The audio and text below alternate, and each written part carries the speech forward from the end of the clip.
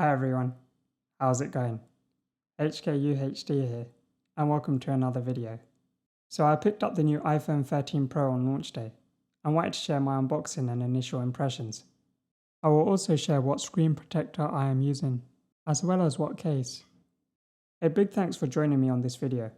I know there is no shortage of these videos out there. This year's iPhone 13 Pro comes in a new Sierra Blue, as well as silver, gold, and graphite. It comes in 128, 256, and 512 gig, and the new 1TB storage option. I've gone with the new Sierra Blue color with 256 gig of storage. The reason I upgraded is because I use my iPhone to shoot these YouTube videos, so I hope the improvement and features made to the camera can help. I prefer the size of the smaller Pro than the Max. The best camera was often reserved for the Pro Max model, but this year they're exactly the same. So if you want the most portable and best camera in an iPhone, then the Pro may suit your needs. So this year there have been some changes to the packaging. Again, the Pro models come in a black box. It is not covered in the plastic this year, and this is a part of Apple's aim to completely remove plastic from all packaging by 2025. Instead, it comes in a box and is sealed with these two pull tabs. So if we just pull the tabs open, so that's the first tab, and that's the second one. Then we'll flip it over, slide the box off. Wow, it looks really nice.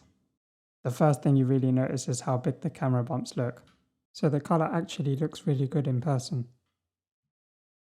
So I'll put that to the side. Then we have the USB-C to Lightning cable. And we got a start guide with our SIM ejection tool and Apple stickers. Comment below what you actually do with these Apple stickers. I think Apple should allow you to redeem one power adapter if you need it. I know I haven't got many at the moment, so it's annoying having to go and buy another one. So the design remains the same as the iPhone 12 Pro, and I'm actually happy about that, as I actually prefer the squared off edges over the rounded edges on the previous iPhones. I'm sure at some stage they will revert back to the rounded design. So we get the same textured matte finish on the back. The Sierra Blue color looks really good. It's not as bright as in person. It's quite muted, and I actually like that. And on the sides we get a polished stainless steel, which is still a magnet for fingerprints. I wish they also went for a matte finish on the sides. So let's peel the sticker off.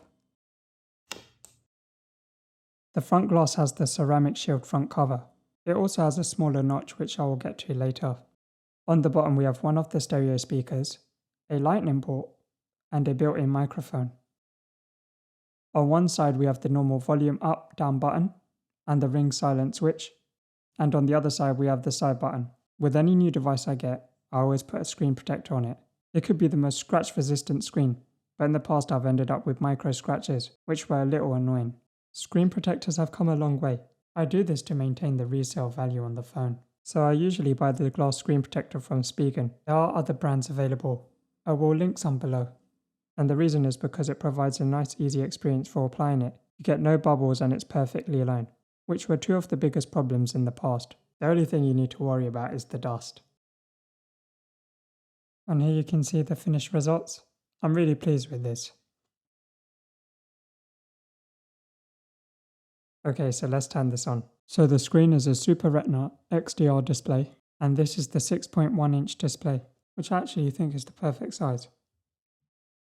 So when turning it on, you can tell straight away how responsive the screen is. This year's Pro models have the 120Hz ProMotion display.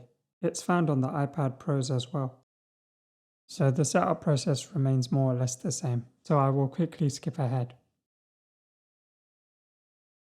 And there we have it, the phone is all set up. It feels really smooth and responsive. I like this a lot.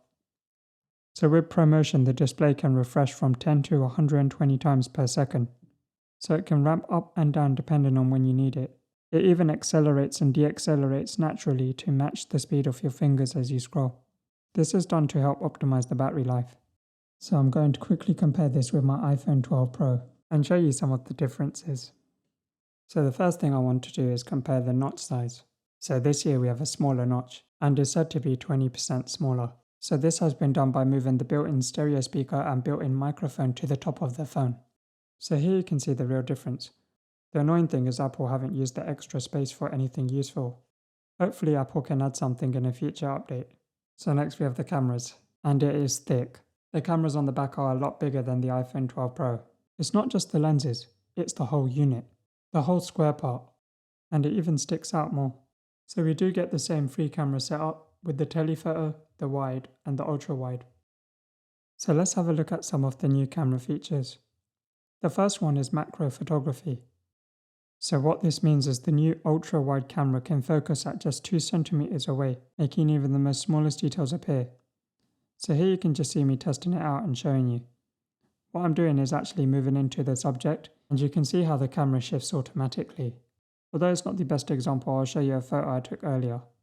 So here's a picture of the PS5 DualSense controller, and you can see the small little details within the controller. That's quite impressive. I'll look to test this out further. Another feature we have is cinematic mode, and this creates a depth of field from your subject and the background.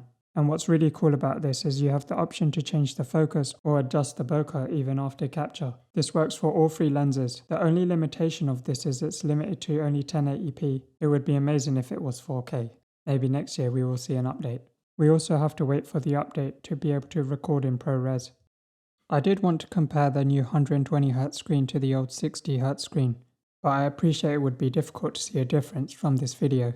But in person you can tell there is a difference, and it just feels so much smoother. So this year it may be worth getting a case. The reason being is the iPhone camera bump sticks out so much. So I'm using the iPhone 13 Pro silicone case, and it's in this Maru gold color. So let me just quickly unbox this. This is the first time I bought an Apple silicone case, and it actually feels really nice, but I think the price of these are really high, and was debating whether I should get one. The raised lip on the back should help keep the camera safe. These cases are MagSafe compatible. So speaking of battery, the battery life is longer on this new iPhone 13 Pro. It will be interesting to test this out over the next couple of weeks. Okay, so that's the end of the video. If you found it useful, then drop a like, as it really helps the channel out. If you're new here, be sure to hit the subscribe button. I will be dropping a full review on this new iPhone 13 Pro. Anyways, thanks for watching. See you in the next one.